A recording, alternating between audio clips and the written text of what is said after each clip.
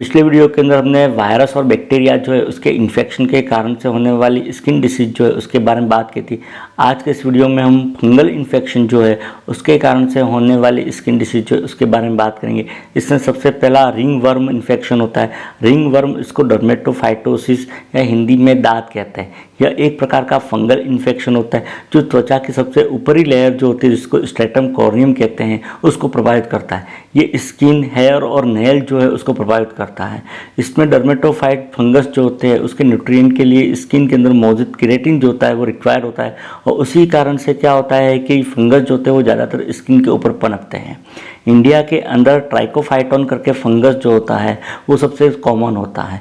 ये ज़्यादातर हॉट और रेनी सीजन जो होता है उसके अंदर ज़्यादा होते हैं, और ये ऐसा पर्सन जिसकी इम्यूनिटी कम होती है या रोग प्रतिरोधक क्षमता कम होती है उनमें होने की संभावना ज़्यादा होती है। ज़्यादातर फंगल इन्फेक्शन जो होते हैं वो कम्युनिकेबल होते हैं, मतलब ये एक व्यक्ति से दूसरे व्यक्ति या फिर एनिमल जो होते हैं, जानवर, उससे व्यक्ति के अंदर ट्रांसफ़र हो सकते हैं। इसके अलावा ये डस्ट या मिट्टी जो है उससे भी ट्रांसफ़र हो सकते हैं। रिंग वर्म जो होता है वो भी कई प्रकार का होता है। एक तो टीनिया कैपाइटिस होता है जिसको रिंग वर्म स्काल्प या स्काल्प का रिंग वर्म कहते हैं। ये ज़्यादातर बच्चों के अंदर होता है और स्काल्प के अंदर होता है। स्काल्प मतलब सिर जो है उसके अंदर होता है। इसमें स्काल्प जो है उसके अंदर लाल करके चकत्ते बन जाते हैं, और वहाँ की स्किन जो होती है वो ड्राई और स्केली हो जाती है, और साथ ही वहाँ पर बहुत तेज खुजली होती है। कभी कभी वहाँ से स्किन जो होती है वो पपड़ी के रूप में अलग होने लगती है, जिसके कारण से डेंड्रफ जैसा दिखाई देने लगता है। एक वहाँ से हेयर जो है उसका लॉस हो जाता है। कभी कभी वहाँ पर पेस्टुल मतलब पस से भरी हुई फुंसियाँ जो है वो भी बन जाती है। इसके कारण से शरीर के अंदर या स्काल्प जो है उसके अंदर पेनफुल स्वेलन पैचेस बन जाते हैं। इसको कैरोइन कहते हैं, जो बाद में जाके क्लस्टरी ब्लिस्टर के अंदर या फिर ओस पस के अंदर, मतलब क्लस्टरी ब्लिस्टर जो होते हैं पानी से भरी हुई फुंसियाँ उसके अंदर बदल जाते हैं, और बाद में जाके वहाँ पर पस जो होता है उसका रिसाव होता है, और यही पस जो होता है बूंदों के रूप में स्काल्प जो है वहाँ पर जमा हो जाता है।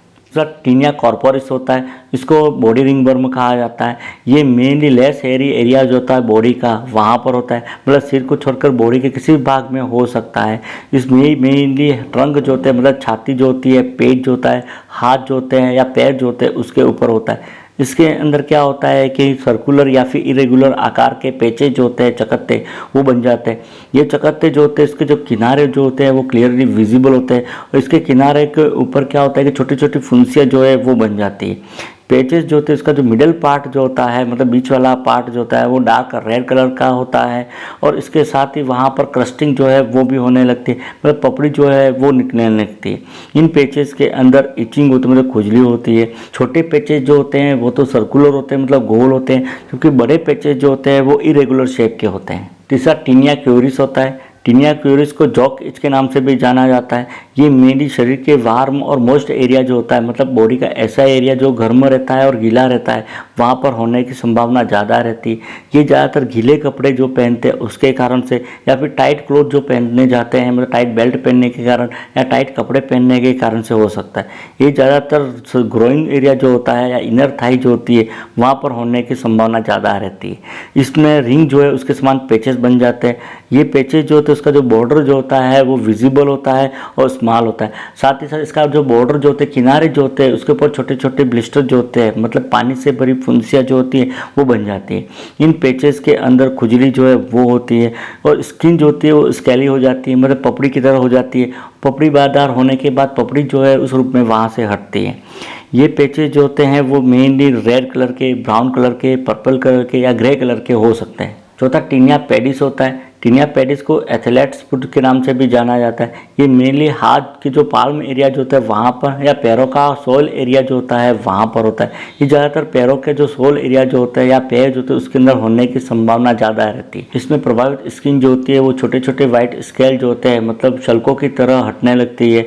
छोटे छोटे ब्लिस्टर जो है वो बन जाती है, मतलब पानी से भरी हुई फुंसियाँ बन जाती है। स्किन जो है उसके अंदर दरारें जो है वो आ जाती है।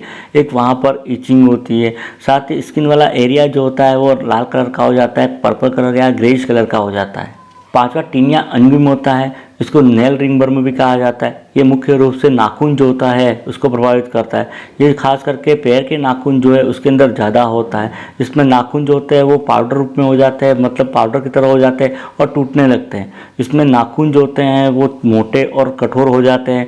इसके अलावा नाखून जो होते हैं वो भद्दे दिखाई देने लगते हैं। नाखूनों का कलर जो होता है वो बदल जाता है।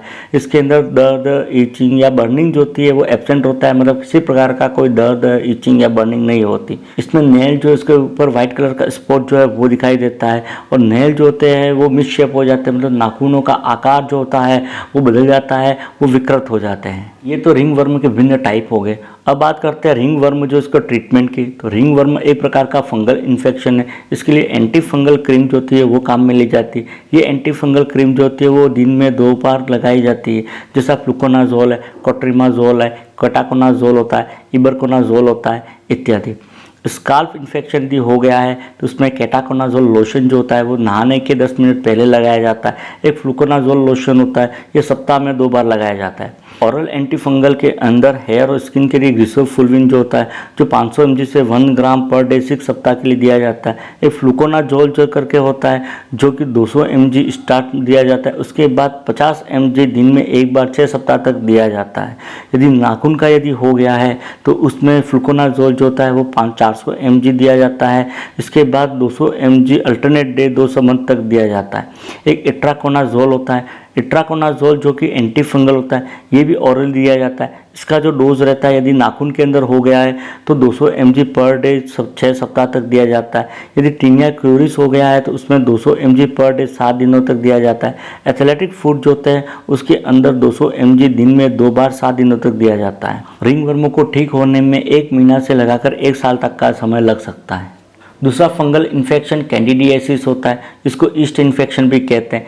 यह कैंडिडा एल्बिकेंस करके एक फंगस होता है, उसके इन्फेक्शन के कारण से होता है। इसमें जो इन्फेक्शन होता है वो एक तो ओरल थ्रश होता है। ओरल थ्रश जो होता है वो मेनली माउथ जो उसका फंगल इन्फेक्शन होता है।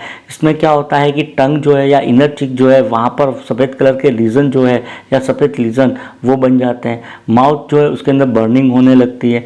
टंग जो होती है, जीभ, वो ड्राई हो जाती है और वाइट हो जाती है। सांसों से बदबू जो है वो आने लगती है। एक टेस्ट जो है उसके अंदर असामान्यता होने लगती है। इसके अलावा निगलने जो में परेशानी भी हो सकती है। दूसरा पेरी एनल कैंडिडियासिस होता है जिसको प्लूराइटिस एनी कहा जाता है। इसमें क्या होता है कि बहुत तेज ईचिंग या खुजली होती है, बर्निंग सेंसेशन होता है, स्किन जो होती है वो लाल कलर की हो जाती है, साथ ही साथ वहाँ पर पेन जो है वो भी होता है। तीसरा जेनाइटल कैंडिडियासिस होता है। जेनाइटल कैंडिडियासिस जो होता है वो मेनली वेजाइना वल्वा जो होता है उसको प्रभावित करता है। इसके कारण से वहाँ पर इन्फ्लामेशन हो जाता है जहाँ पर बहुत तेज खुजली होती है। खुजली के साथ उसको दर्द होता है। दर्द जो होता है वो ज़्यादातर इंटरकोर्स करते समय या यूरिनेशन जो है वो करते समय होता है। एक एब्नॉर्मल वेजाइनल डिस्चार्ज होता है। ये वेजाइनल डिस्चार्ज होता है वो थिक होता है, मोटा और वाइट कलर का होता है। यदि पुरुषों को हो गया है तो उसके कारण से डिसयूरिया की कंडीशन, मतलब यूरिन पास करते समय दर्द होना, रेडनेस ऑफ ग्लैंड पेनिस जो है उसके ऊपर रेडनेस हो जाती है, साथ ही वहाँ पर पेन और बर्निंग सेंसेशन जो है, मतलब जलन जो है वो हो सकती है। चौथा इंटरट्राइजीनियस कैंडिडियासिस होता है। यह त्वचा के मोड़ जो होते हैं जैसे कि अंगुलियां है, जांघों पे, स्तन के नीचे है, बगल जो होती है वहाँ पर होता है। इसमें स्किन जो होती है वो लाल कलर की हो जाती है और उसके बाद गलने लगती है। इसमें मुख्य लीजन जो है उसके चारों तरफ छोटे छोटे लीजन बनने लगते हैं। इसके साथ ही बहुत तेज खुजली होती है, बर्निंग सेंसेशन होता है, स्किन जो होती है वो क्रैक्ड हो जाती है, वहाँ से बदबू जो है वो आ सकती है, या जहाँ पर लीजन बने हैं वहाँ से ब्लीडिंग हो सकती है या ओजिंग हो सकती है कि ब्लड या फिर पानी जो होता है बूंद बूंद रूप में जमा हो जाता है। एक स्किन जो है उसके ऊपर वीपिंग होती है, मतलब स्किन जो है वहाँ से रिसाव होने लगता है, पानी जैसा पदार्थ जो है वो निकलने लगता है, साथ ही दर्द जो है वो होता है और एक क्रस्टिंग हो सकती है कि स्किन जो होती है वो पपड़ीदार हो सकती है। नेक्स्ट है इसका ट्रीटमेंट या उपचार। तो इसके ट्रीटमेंट में ओरल कैंडिडा जो होता है उसके अंदर एक तो माउथ पेंट होता है। माउथ पेंट जो होती है वो मुंह में लगाने की दवाई होती है। इसमें मेन निस्टेटिन और मिकोनाजोल जेल जो होता है वो होता है। ये ईयरबड जो होते हैं उसके द्वारा ये अप्लाई की जाती है। इसको 10 से 14 दिनों तक अप्लाई किया जाता है। इसके अलावा थिक प्लेक यदि हो बन गया है, मोटा प्लेक यदि बन गया है तो उसको काट करके अलग किया जाता है। ओरल फ्लुकोनाजोल जो है 50 मिलीग्राम दिन में 1 बार 5 से 7 दिन तक दी जाती है, या फिर इट्राकोनाजोल जो होती है जो 100 मिलीग्राम दिन में 2 बार 5 से 7 दिन तक दी जाती है। एक जेनेटल कैंडिडा के अंदर ओरली एक तो फ्लुकोनाजोल जो होता है 150 मिलीग्राम सिंगल डोज दिया जाता है, या फिर इट्राकोनाजोल जो इसका 600 मिलीग्राम का सिंगल डोज दिया जाता है। इसमें एक एंटी फंगल क्रीम होती है जिसमें फ्लुकोनाजोल जो है उसको दिन में 2 बार लगाई जाती है। इसके अलावा कट्रिमाजोल है, केटाकोनाजोल है, टर्बिनाफाइन है, इत्यादि भी काम में लेते हैं। ये था कैंडिडियासिस और ये था फंगस के कारण से होने वाली स्किन डिसीज़ या स्किन इन्फेक्शन जो है वो। नेक्स्ट वीडियो के अंदर हम और स्किन डिसीज़ के बारे में बात करेंगे। नर्सिंग रिलेटेड वीडियो देखने के लिए चैनल को सब्सक्राइब कीजिए। Thank you.